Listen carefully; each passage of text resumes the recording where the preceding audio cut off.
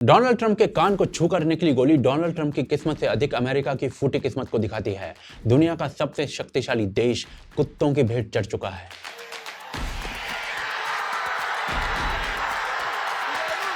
Trump के साथ जो हुआ वो एक नफरती कीड़े ने किया, पर ऐसे नफरती कीड़े तो भारत में बिखरे पड़े हैं। अगर इस बार हरामखोरी करके अगर मोदी जीतेगा ना तो कोई लोग डरना मत कुछ बोलना, उसको मार दिया जाएगा।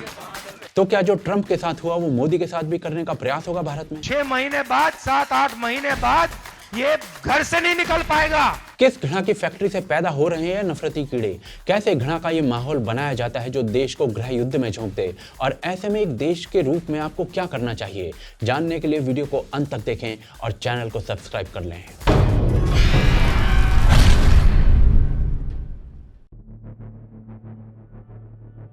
जो ट्रंप के साथ हुआ वो भारत में मोदी के साथ कितना संभव है, ये समझने के लिए ट्रंप के साथ क्या हुआ वो जानना आवश्यक है। तो एक और ट्रंप और दूसरी ओर राहुल गांधी, एक और बाइडेन और दूसरी ओर मोदी, एक और विश्व के 20वें नंबर की डेमोक्रेसी यानी अमेरिका और दूसरी ओर विश्व के 100वें नंबर की डेमोक्रेसी यानी भारत। एक और ऑपोजिशन के नेता और एक्स प्रेसिडेंट को खुले में गोली मार दी जाती है और दूसरी ओर ऑपोजिशन का नेता पूरे देश में मोदी को फासिस्ट बोलता हुआ देश का भ्रमण करते हुए देश के सबसे अनसेफ स्थान पर पहुंचता है यानी कश्मीर में, और मजे से स्कीइंग करता है।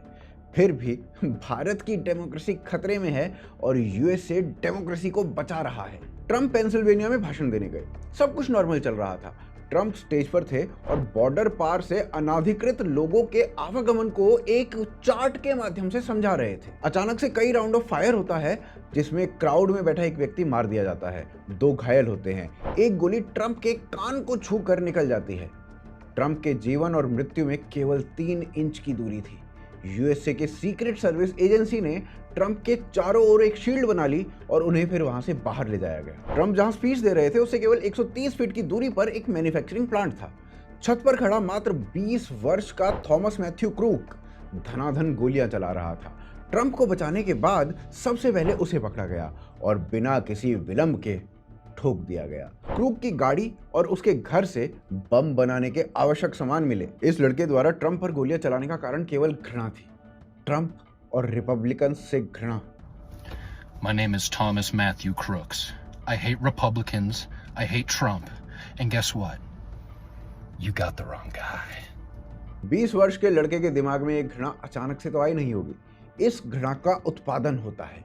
जैसे भारत में ऐसे नफरती चिंटू हैं, वैसे ही यूएसए में भी ऐसी फैक्ट्रियां लगी हुई हैं और इस फैक्ट्री ने कैसे ट्रंप पर हुई घटना को रिपोर्ट किया वो आप अपनी स्क्रीन पर पढ़ सकते हैं। गोली लगने को भी लाउड नॉइज बता रहे हैं। ट्रंप पर यह अटैक अचानक से अभी होने का एक बहुत बड़ा कारण है। अमेरिका में चुनावों से पहले प्रेसिडेंशियल कैंडिडेट्स के बीच में डिबेट कराई जाती है न्यूज चैनल्स पर जा जाकर। ऐसी 3 डिबेट्स होती हैं अक्सर और इन्हीं डिबेट्स के बेसिस पर यूएसए का मतदाता वोट देता है। उन 3 डिबेट्स में से पहली डिबेट सीएनएन पर हुई। सीएनएन इस समय बाइडेन के चरणों में पूरी तरीके से बिछा हुआ है और इच्छुक है कि कुछ भी करके ट्रंप ना आए। तो इसीलिए पहली डिबेट से पहले बाइडेन को फेवर देते हुए कुछ लॉज बनाए गए और फिर डिबेट कराई गई। पर डिबेट में ट्रंप ने बाइडेन को बुरी तरीके से धो दिया, मतलब ऐसा धोया कि डेमोक्रेटिक पार्टी और लेफ्ट मीडिया तक बाइडेन को किसी अन्य से रिप्लेस करने की बात करने लगे थे। और इन सब चीजों के कारण इस बार ट्रंप ही सत्ता में आते दिख रहे हैं। जब शूटर को बाइडेन से कोई होप नहीं दिखी तब उसने ये कदम उठाया होगा। ट्रंप ने जाते जाते कुछ ऐसा किया और ये तस्वीर अब माहौल बदलने का काम कर रही है यूएसए में। लेकिन ये अटैक जो ट्रंप पर हुआ वो मोदी जी पर भी हो सकता है। अनेकों ऐसे नफरती चिंटू उदाहरण के रूप में देखे जा सकते हैं जिसको हम आगे देखेंगे भी, पर उससे पहले 2 चीजें समझनी आवश्यक हैं। पहली ये कि ट्रंप के लिए ये नफरत कैसे फैली और दूसरी ये कि क्या मोदी के लिए भी ऐसी ही नफरत फैली है या नहीं। देखिए, डोनाल्ड ट्रंप के साथ जो भी हुआ है ना वो इस कार्य को करने वाले इस 20 साल के लड़के के अनुसार उसने ट्रंप और रिपब्लिकन से नफरत के कारण किया है। हम किसी से भी ऐसे ही नफरत नहीं करते हैं। हमारे दिमाग में किसी व्यक्ति के बारे में कोई इंफॉर्मेशन होती है जिसके आधार पर घृणा जन्म लेती है और कोई व्यक्ति रिएक्ट करता है। ट्रंप के बारे में एक सामान्य व्यक्ति के दिमाग में क्या इंफॉर्मेशन है? स्क्रीन पर जो आर्टिकल आपको दिख रहा है ना वो ट्रंप पर किए गए इस हिंसात्मक प्रयास के बाद लिखा गया है। इसके अंदर भी ट्रंप को वुड बी डिक्टेटर कहा गया है। पिछले 1 सप्ताह के कुछ आर्टिकल्स दिखाता हूँ।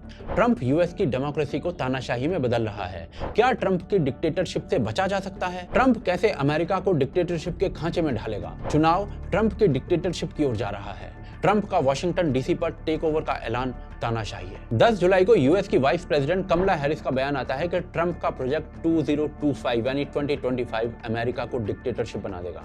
और ये देखिए, that if Trump returns to office, he will align America with the dictators and autocrats he so frequently publicly admires. ये पिछले एक सप्ताह में मीडिया ने छापा है। दुनिया के सबसे बड़े पॉलिटिशियंस के ये बयान है। इलेक्ट्रॉनिक मीडिया की तो केवल एक क्लिप मैंने आपको दिखाई है, क्योंकि ये कल मुझे फिर चैनल पर स्ट्राइक मारते हैं। और ये सब कुछ भी नहीं है, एक हफ्ते का मामला बताया है मैंने बस आपको। ट्रंप ने डेमोक्रेसी की हत्या कर दी है। ये माहौल तब भी बनाया गया था जब ट्रंप प्रेसिडेंट थे। Donald Trump's campaign is obsessed with the past, not the future. He's willing to sacrifice our democracy. President Trump. A real danger to our democracy, a person who can't become president again. अब किसी व्यक्ति पर dictator का label चिपकाने के बाद अगला step होता है ऐसे व्यक्ति पर हिंसा को जस्टिफाई करना, जो कि अमेरिका के केस में ट्रंप है। I said no. I said if we were in high school, I'd take you behind the gym and beat the hell out of him. I will go and take Trump out tonight. Too many see the protests as the problem. Please, show me where it says that protests are supposed to be polite and peaceful. Go to the Hill today. Get up in the face of some Congress people. And if you see anybody from that cabinet in a restaurant, you get out and you create a crowd. And you push back on them. And you tell them they're not welcome. Running away from Donald Trump, I think you need to go back and punch him in the face. When they go low, we kick. You know, there needs to be unrest in the streets for as long as there's unrest in our lives. They're still going to have to go out and put a bullet in Donald Trump, and that's a fact. Bharat में अध्यात्म के कारण थोड़ी मेहनत करनी पड़ती है इस हिंसा को जस्टिफाई करने के लिए, परंतु यूएस में इतना भड़काना बहुत है। किसी 20 साल के गर्म खून और लंबे बाल वाले लड़के को अपने कंबल से निकलकर राइफल उठाकर ये पूरा कांड करने के लिए। यूएस में इलेक्शंस भारत से अलग मुद्दों पर होते हैं। वहां एक बड़ा वर्ग वोकिज्म के कारण जो नुकसान उठा रहा है उससे परेशान है, और ट्रंप ऐसे मुद्दों को हेड ऑन ले रहा है। I will immediately sign a new executive order to cut federal funding for any school pushing critical race theory, transgender insanity, and other racial, sexual, or political content on our children. बस फिर क्या है, आपके विचारों से agree ना करने वाले को डिक्टेटर डिक्लेयर कर देना, उस पर हिंसा को लेजिटिमेट करना और फिर एक्चुअल हिंसा करने की ये साइकिल है। पर क्या ये सब भारत में नहीं हुआ है? जी नहीं, भारत में इससे अधिक हुआ है और इससे अधिक हो रहा है, और ये बीमारी भारत को बीमार, बहुत बीमार बनाने वाली है। कैसे, वो आगे देखते हैं। जैसे ट्रंप को यूएसए में डेमोक्रेसी के लिए खतरा प्रोजेक्ट किया गया, ठीक उसी प्रकार भारत में भी नरेंद्र मोदी को डेमोक्रेसी के लिए खतरा बताया गया। नमस्कार, मैं रवीश कुमार। क्या भारत में लोकतंत्र की जगह धर्मतंत्र ने ले ली है? नमस्कार दोस्तों, क्या हमारे देश में डेमोक्रेसी खत्म हो चुकी है? कि हमारे लोकतंत्र खतरे में है। We're facing an attack on the basic structure of Indian democracy. लोकतंत्र की जो मौत हो रही है। अमेरिका के लेफ्ट इकोसिस्टम ने कहा कि ट्रंप इंडिपेंडेंट एजेंसीज जैसे न्यायालय, जांच एजेंसी इत्यादि इत्यादि को अपने कब्जे में ले लेगा। एग्जैक्टली ये सब आरोप मोदी पर भी लगाए गए हैं। देश की जनता के साथ में ऐसा व्यवहार मत करवाओ, सीबीआई से, इनकम टैक्स से, ईडी से, वरना देश आपको भी नहीं बख्शेगा। सरकारी एजेंसियों का गलत इस्तेमाल कर रही है। पूरा all the agencies are being used and misused like anything. America में कहा गया कि ट्रंप देश में इलेक्शन ही होना रुकवा देगा, और एग्जैक्टली सेम लाइंस भारत में बोली गई है मोदी के लिए। But we have people in this country who are dedicated to telling half the country that if Donald Trump wins an election, the country will end, the Constitution will go away. America, Bharat दोनों ही स्थानों पर अलग-अलग journalist ने लोगों को चीजें अपने हाथ में लेने को कहा। Protests as the problem. Please, show me where it says that protests are supposed to be polite and peaceful. क्या आपको वाकई आपके अधिकारों के लिए कोई लड़ने वाला नहीं चाहिए? ये आपने तय कर लिया है? आपको किसने बताया कि आपके अधिकारों की लड़ाई सिर्फ नेता लड़ेंगे और पुलिस के भरोसे आप ये लड़ाई लड़ेंगे? कब तय किया आपने ये? अमेरिका, भारत दोनों जगह लोगों से अपील की गई कि मोदी को और ट्रंप को रोका जाए। इस मौजूदा सरकार को हटाकर फेंकना ये पहली स्टेप है। कैसे इलेक्शन कमीशन को फ्री करना है, कैसे सीबीआई को आजादी देनी है, कैसे ईडी को आजाद करना है सरकार के हाथों से। और ट्रंप या मोदी को रोकने के लिए हिंसा तक को जस्टिफाई किया गया है। Now what has happened is people are not scared of him. And you saw the other day, I think somebody in Varanasi itself threw a chappal on his car. Narendra Modi अभी भाषण दे, ये जो नरेंद्र मोदी अभी भाषण दे रहा है, मैं आपको बता रहा हूं 6 महीने बाद, 7-8 महीने बाद ये घर से नहीं निकल पाएगा। हिंदुस्तान के युवा इसको ऐसा डंडा मारेंगे, इसको समझा देंगे। तो मॉडस ऑपरेंडी यूएस हो या भारत, दोनों स्थानों पर सेम ही है। यूट्यूबर्स हो, मीडिया हो या फिर ऑपोजिशन, सब इस प्रचार में लगे हुए हैं कि मोदी आया तो लोकतंत्र समाप्त हो जाएगा, मोदी आया तो संविधान नहीं बचेगा। मोदी को इस्लामोफोबिक घोषित किया जा चुका है, जबकि कोई भी अंत्योदय की स्कीम उठा के देख लो तो सबसे अधिक उस स्कीम का लाभ केवल और केवल मुस्लिम कम्युनिटी को मिलता हुआ दिखेगा। Minorities before 2014, 20,000 skill trained, 5% with government jobs, 3 crore scholarships, 70% girls school dropout rate. And minorities after 2014, 2 million skill trained, 10% with government jobs, 5 crore scholarships, free UPSC coaching, 30% girls school dropout rate. In fact, Modi has given scholarships to more Muslims than Manmohan Singh did. तो फिर कैसे और क्यों ये propaganda फैल रहा है? एक शब्द में इसका उत्तर है धनबल। दुनिया बड़े बड़े रईसों से भरी हुई है जिनकी अपनी अपनी विचारधाराएं हैं। इनमें से एक है आर्थिक आतंकी जॉर्ज सोरोस, जिसने 2020 में मोदी को हटाने के लिए $1 बिलियन का फंड अनाउंस किया था और 2023 में फिर मिशन मोदी पर बयान आने लगे थे। जॉर्ज सोरोस ट्रंप को हटाने के लिए अपने धन का, बल का और अपने इकोसिस्टम का पूर्ण प्रयोग करता है और यही कार्य तो उसने भारत में भी किया। Why is George Soros' NGO spending so much on democratic practices and more importantly where specifically has this money been spent? एक धनी चाहता है कि विश्व में उसकी विचारधारा का राज हो और वो उसके लिए फंडिंग करता है, पर विचारधारा इंप्लीमेंट करने के लिए सत्ता चाहिए। तो पहले फंडिंग के माध्यम से देश में उपद्रव की स्थिति उत्पन्न की जाती है, सरकार तानाशाह है ये लोगों के दिमाग में डाला जाता है और ऐसी स्थिति बना दी जाती है कि चुनावों में हस्तक्षेप किया जाए। और ये स्थिति कुछ नफरती कीड़े भी पैदा करते हैं, वो कीड़े जिनकी गोली ट्रंप के कानों को छू कर निकलती है या मोदी योगी को बम से उड़ाने की धमकी देती है। बाकी भड़काने के लिए मीडिया तो है ही। ट्रंप पर अटैक भी हो जाता है तो कई न्यूज़पेपर्स में हेडलाइन ये नहीं बनती कि ट्रंप पर अटैक हुआ, हेडलाइन बनती है गनमैन को मार दिया गया। वहीं दूसरी ओर मोदी की कुछ सीट्स ही कम क्यों ना हो जाएं, न्यूज़पेपर लिखते हैं India cuts Modi down. Media तो लोगों को भड़का ही रही है और लोग भड़क भी रहे हैं। ध्रुव राठी के फेसबुक ग्रुप में एक एडमिन था आदिल अमन नाम का। उस व्यक्ति ने ध्रुव राठी के ग्रुप में साफ साफ लिखा कि मोदी और अमित शाह का असैसिनेशन हो जाना चाहिए। उसने लिखा कि 1% भी गलती का स्कोप नहीं है, सीधा इन दोनों को उड़ा दो। यही तो एग्जैक्टली ट्रंप के साथ करने का प्रयास था। 2-3 इंच इधर उधर होते तो खेल खत्म। परंतु जो अटैक ट्रंप पर हुआ वो मोदी पर कई बार करने का प्रयास हो चुका है और आगे ये प्रयास कई नफरती चिंटू भी कर सकते हैं। कैसे, वो आगे देखते हैं। देखिए, इस कहानी में हम अब तक इतना समझ चुके हैं कि ट्रंप के साथ हुई घटना को जन्म उस घृणा ने दिया जो ट्रंप के विरुद्ध पैदा हुई प्रोपेगेंडा फैक्ट्री में जन्मी थी। इस फैक्ट्री को चलाने वालों के अनुसार ट्रंप हिटलर है, डिक्टेटर है, यूएस में चुनाव बंद करवाना चाहता है और इस कारण से ट्रंप पर हिंसात्मक आक्रमण भी सही है। बस इसी फैक्ट्री को थोड़े और बड़े रूप में भारत में भी चलाया जाता है। अमेरिका में इस फैक्ट्री से थॉमस मैथ्यू निकलता है तो भारत से मोहम्मद रसूल, और भारत में ऐसे अनेक नफरती कीड़े पैदा हो चुके हैं जिनके फोटोज और वीडियोज भी आगे देखेंगे। पर क्या आप जानते हैं कि इन नफरती चिंटुओं से अलग नरेंद्र मोदी पर ऐसे प्रयास किए जा चुके हैं पहले भी। पहला प्रयास होता है जब जून 2004 में अहमदाबाद पुलिस 4 लोगों में पीतल भर देती है। इनमें से एक होती है इशरत जहां नाम की लड़की जो मुंबई से थी। कारण बताया जाता है कि ये लड़की नरेंद्र मोदी को खत्म करने के उद्देश्य से गुजरात आई थी। बड़ी राजनीति होती है इस मुद्दे पर, फेक एनकाउंटर बताया जाता है। पर 2013 में आईबी चीफ स्वयं कहते हैं कि उनके पास काफी ऐसे प्रमाण हैं जो दिखाते हैं कि इशरत जहां नरेंद्र मोदी को समाप्त करने के उद्देश्य से आई थी। दूसरा प्रयास 2008 में होता है जब अहमदाबाद में ब्लास्ट होते हैं जिनमें 56 लोग मारे जाते हैं और 200 घायल होते हैं। आतंकियों का उद्देश्य इस विप्लव को खड़ा करने के साथ साथ नरेंद्र मोदी का खात्मा भी था। तीसरा प्रयास 2014 के चुनावों से जस्ट पहले होता है जब 27 अक्टूबर 2013 को नरेंद्र मोदी पटना के गांधी मैदान में हुंकार रैली करने वाले थे। 3 लाख लोगों से मैदान भरा हुआ था। भारत सत्ता परिवर्तन की ओर देख रहा था और अचानक भीड़ से भरे मैदान में ब्लास्ट होने लगते हैं। पूरे पटना में एक के बाद एक 8 बम फटते हैं जिनमें 6 लोग मारे जाते हैं और 85 घायल होते हैं। इनमें से एक बम उस स्टेज पर पुलिस को मिलता है जहां नरेंद्र मोदी स्पीच दे रहे थे। किस्मत अच्छी थी कि वो फटा नहीं। 2019 में पुणे पुलिस एक ड्राफ्ट सबमिट करती है।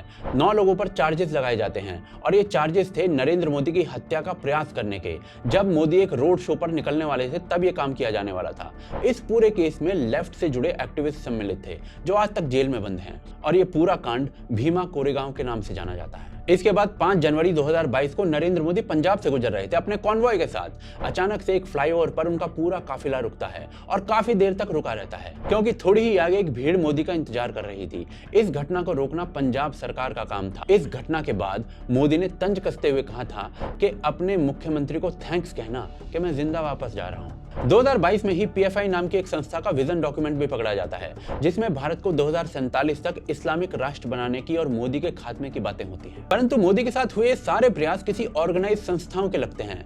ट्रंप पर हुआ प्रयास किसी नफरती कीड़े का अपना ही प्रयास लगता है। ट्रंप पर जो प्रयास किया गया है ना वो भारत में करना थोड़ा कठिन है क्योंकि अमेरिका में हर 100 लोगों पर 120 गन्स अवेलेबल हैं और भारत में केवल 5। परंतु ऐसा प्रयास करने वाले नफरती कीड़े भारत की सड़कों पर ऑलरेडी हजारों की संख्या में घूम रहे हैं और यह प्रयास कभी भी हो सकता है। इस नफरत की पैदावार उस फैक्ट्री में होती है जहां तानाशाह और हिटलर जैसे शब्दों का प्रयोग करते हुए आपके ऊपर होने वाले आक्रमण को लेजिटिमेट बनाया जाता है। और इसीलिए नफरती कीड़ों की शक्ल देखने से पहले उस इकोसिस्टम को समझना चाहिए जो दूसरों को हिंसक बोलता है, दूसरों को डिक्टेटर बोलता है, पर एक्चुअल में उनसे बड़ा तानाशाह कोई नहीं है। असली डिक्टेटर्स कौन है ये जानने से पहले एक सच्ची कहानी सुनाता हूँ। यूएसए के इतिहास में अभी तक 7 राष्ट्रपतियों पर इस प्रकार का जानलेवा अटैक हुआ है जिनमें से 4 की मृत्यु हुई और 3 घायल हो गए। जिन 4 की मृत्यु हुई वो थे Abraham Lincoln, James Garfield, William McKinley और जॉन एफ कैनेडी। इनमें से केवल जॉन एफ कैनेडी डेमोक्रेटिक थे, बाकी तीनों के तीनों रिपब्लिकन पार्टी के थे, यानी जिस पार्टी से ट्रंप है। 3 प्रेसिडेंट जो घायल हुए उनके नाम थे रूजवेल्ट, रोनाल्ड रीगन और डोनाल्ड ट्रंप। ये तीनों ही रिपब्लिकन पार्टी के हैं, यानी जिस कॉन्जर्वेटिव पार्टी पर आरोप है कि वो फासिस्ट है उसके 6 प्रेसिडेंट्स को मारने का प्रयास किया गया है आज तक। और जिस लेफ्ट को उदार बोला जाता है उसके केवल 1 प्रेसिडेंट पर अटैक हुआ है। ये आंकड़ा अपने आप में ये सोचने पर मजबूर कर देता है कि सही मायने में कौन उदार है। जैर बोल्सोनारो ब्राजील के पूर्व प्रेसिडेंट, 2018 में इन्हें खुले में चाकू मार दिया गया। कैसे कैसे ये बच तो गए, पर ये एक और अटैक था जो एक कॉन्जर्वेटिव राइट विंग पॉलिटिशियन पर हुआ था। In fact so called centrist politicians पर भी आक्रमण या उनकी हत्या राष्ट्रवादी डिसीजन लेने के कारण हुई थी। इंदिरा गांधी के खालिस्तान के विरुद्ध कार्रवाई करने के उपरांत और राजीव गांधी के LTTE जैसे आतंकी संगठन के विरुद्ध जाने पर ट्रंप के विरुद्ध किस प्रकार का माहौल बनाकर लोगों को सड़क पर उतारने, उपद्रव करने, यहाँ तक कि हत्या के प्रयास तक पहुंचाया गया, वो उदाहरण हमने अभी देखे थे। अब प्रश्न है कि क्या इस प्रकार भारतीयों को भी मोदी के खिलाफ भड़काया गया या नहीं। 2013 में मोदी के चुनावी भाषण में बिहार में बम फटता है। दिग्विजय सिंह कहता है कि यह मोदी के लिए परफेक्ट लॉन्च था। 2022 में मोदी की सिक्योरिटी में चूक हुई तो कांग्रेस ने इस पर पूरे मजे लेने शुरू कर दिए और पूछा, हाउस द जोश मोदी जी, हाउस द जोश। और ऐसे भड़काऊ बयानों की ना भरमार थी। फिर चाहे कांग्रेस के नेता इमरान मसूद हों जिन्होंने मोदी को टुकड़ों में काटने की बात कही थी। नरेंद्र मोदी से कौन लड़ेगा? इमरान हम लड़ेंगे जो ठोक के जवाब देना जाने साले को, मोदी को मोदी के ठोक के। वो गुजरात समझ रहा 4% मुसलमान है गुजरात में, यहाँ 42% मुसलमान है, यहाँ गुजरात बना देगा, साले की बोटी काट देंगे। कांग्रेस के नेता शेख हुसैन ने मोदी को कुत्ते की मौत मारने की बात कही थी। नरेंद्र मोदी तेरा वही हाल होगा कि वो क्या बोलेंगे, जैसे कुत्ते की मौत होती है ऐसे नरेंद्र मोदी की मौत होगी। या फिर कांग्रेस के प्रोटेस्ट में मोदी तेरी कब्र खुदेगी की बात कही गई हो।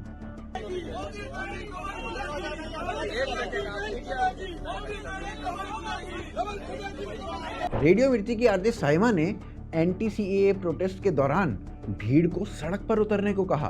कांग्रेस के नेता उदित राज ने केवल मोदी को छोड़िए, मोदी के एक सपोर्टर को समाप्त करने की बात कही, यानी लगभग 40 से 45% लोगों का समूल विनाश की बात। इसे ही तो शायद जेनोसाइड बोलते हैं। ऐसी बातें करके भी एक पूरा वर्ग लिबरल बन जाता है, पर कैसे? विक्टिम कार्ड से एक उदाहरण देखते हैं। मुझे इसमें सीधे सीधे लगता है कि बीजेपी की साजिश है ये, और बीजेपी वाले कहीं ना कहीं इस तरह के मौकों का फायदा उठा के अरविंद केजरीवाल या दिल्ली की पूरी कैबिनेट के ऊपर हमला कराना चाहते हैं, ये हत्या भी करा सकते हैं लोग। साफ साफ दिख रहा है इस सारे घटनाक्रम से कि भारतीय जनता पार्टी की टॉप लीडरशिप में अरविंद केजरीवाल जी के ऊपर ये हमला प्लांट कराया है, साजिश कर रही है भारतीय जनता पार्टी अरविंद केजरीवाल जी की हत्या कराने की। जाहिर सी बात है कि प्रियंका गुप्ता जी, पूरी भारतीय जनता पार्टी साजिश रच रही है कहीं ना कहीं सीएम की हत्या कराने की। आप उसकी इंसिडेंस देख लीजिए। प्रचंड जीत और भारतीय जनता पार्टी को मिली 0 सीट के बाद बीजेपी इस हरकत पे उतर आई है कि अब अरविंद केजरीवाल जी की हत्या करवाना चाहती है। वो अरविंद केजरीवाल जी को मारना चाहती है कि भारतीय जनता पार्टी बीजेपी अरविंद केजरीवाल जी का पॉलिटिकल असैसिनेशन कराना चाहती है। They want to politically eliminate Arvind Kejriwal. वो षड्यंत्र रच रहे हैं, अरविंद केजरीवाल की जान लेने का षड्यंत्र है। आप स्वयं सोचिए, क्या ट्रंप के आने से अमेरिका में लोकतंत्र समाप्त हुआ? क्या ट्रंप के बाद बाइडेन प्रेसिडेंट नहीं बने, चुनावों के बाद ही बने या किसी और तरीके से बने? क्या भारत में 2014 से अब तक देश में चुनाव बंद हुए, जैसा कि 2019 में फैलाया गया या फिर 2024 में फैलाया गया? लोगों को यह बताया गया कि न्यायपालिका अब स्वतंत्र नहीं रही, मोदी के वर्चस्व में आ गई है। सीजेआई चंद्रचूड़ ने स्वयं कहा कि कोर्ट्स पूर्णतः स्वतंत्र हैं, उन पर कोई भी प्रेशर नहीं है। ऐसा ही इलेक्शन कमीशन के लिए कहा गया कि वो तो अब मोदी या भाजपा की एजेंसी हो गई है। कैसे इलेक्शन कमीशन को फ्री करना है, कैसे सीबीआई को आजादी देनी है, कैसे ईडी को आजाद करना है सरकार। और इलेक्शन कमीशन को कई बार अपनी निष्पक्षता प्रूव करनी पड़ी, यहां तक कि कोरोना की वैक्सीन तक भाजपा की हो गई थी, क्योंकि डर का माहौल था, डिक्टेटर रूल कर रहा था। चुनाव हुए और नतीजों में पता चला कि भाजपा की सीटें कम हो गई, पर डिक्टेटरशिप दूर दूर तक नहीं दिखाई दी। फिर भी मोदी को डिक्टेटर बताया गया।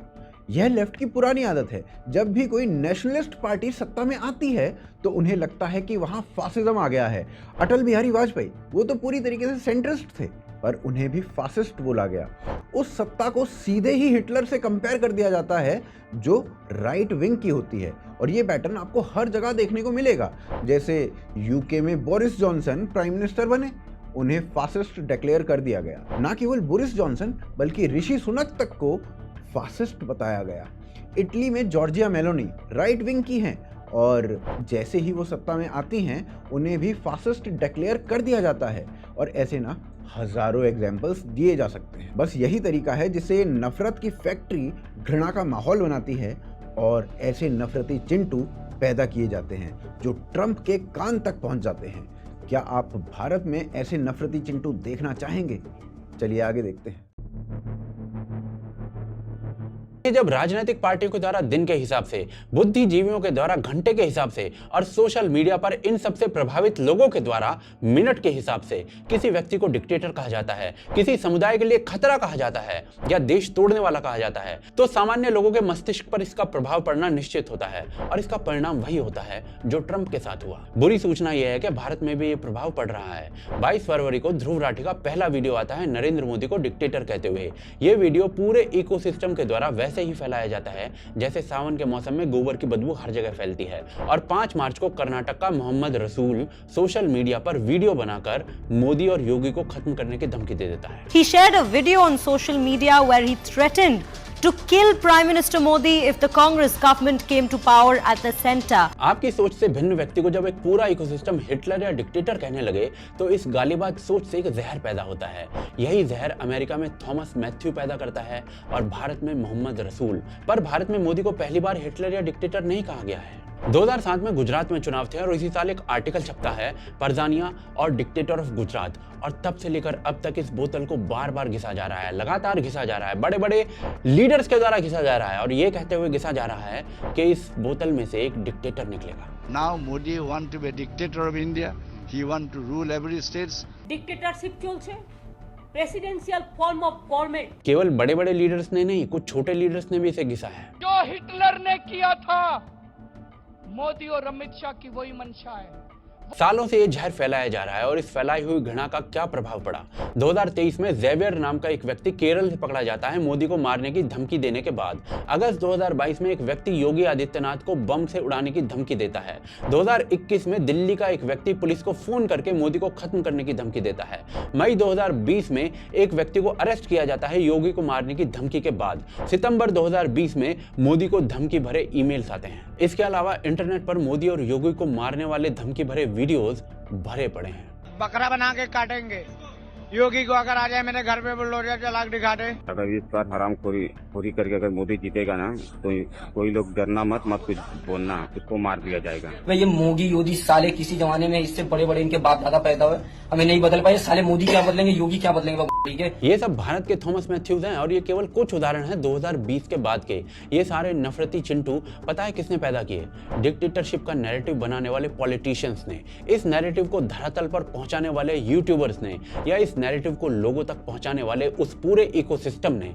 अब इनमें से कुछ एक नफरती चिंटू को केवल उस निर्णय तक पहुंचने की देर है जो थॉमस मैथ्यू ने लिया ट्रंप के ऊपर। भारत में गन कल्चर नहीं है, तो जो ट्रंप के साथ हुआ वो होने में देर लग रही है, पर विपक्ष के नेता जिस भाषा का प्रयोग कर रहे हैं, जिस नफरत को बेच रहे हैं, वो ऐसे लाखों सरफिरे नफरती चिंटू पैदा कर सकता है जो भारत को गृह युद्ध में झोंकते हैं। कैसे रोका जा सकता है इसे? फिर सरकार द्वारा संविधान हत्या दिवस जैसे ड्रेस को स्कूल्स में मनाकर डिक्टेटरशिप का सही मतलब समझाना चाहिए। झूठी खबरों को आधार बनाकर डिक्टेटरशिप प्रमाणित करने वाले लोगों पर कानूनी कार्रवाई होनी चाहिए। सबसे इंपॉर्टेंट बात, गलत जानकारी ही ऐसे नफरती कीड़े पैदा कर रही है, तो केवल सही जानकारी ही इन कीड़ों को पैदा होने से रोक सकती है। अनफॉर्चुनेटली गलत जानकारी पर करोड़ों व्यूज हैं, पर सही जानकारी पर नहीं है, और फॉर्चुनेटली सही जानकारी आप लोगों तक पहुंचा सकते हैं। कम्युनिस्ट अब चुनाव नहीं जीत पाते हैं, तो देश में उपद्रव की स्थिति पैदा करना उस ढाई मोर्चे का एक हिस्सा है जिसकी बात जनरल बिपिन रावत ने की थी। इस उपद्रव की अवस्था से लड़ने में हमारा साथ दीजिए इस वीडियो को शेयर करके। ऐसे और वीडियोस के लिए चैनल को सब्सक्राइब कीजिए। यूपीआई के माध्यम से हमारे कार्य को सपोर्ट कीजिए। लिंक डिस्क्रिप्शन और पिन कमेंट में है। साथ ही स्क्रीन पर जो दूसरा वीडियो आपको दिख रहा है उसे अवश्य देखें, जो आपको भारत में डिक्टेटरशिप का सत्य दिखाएगा। पुनः मिलते हैं अगले एपिसोड में।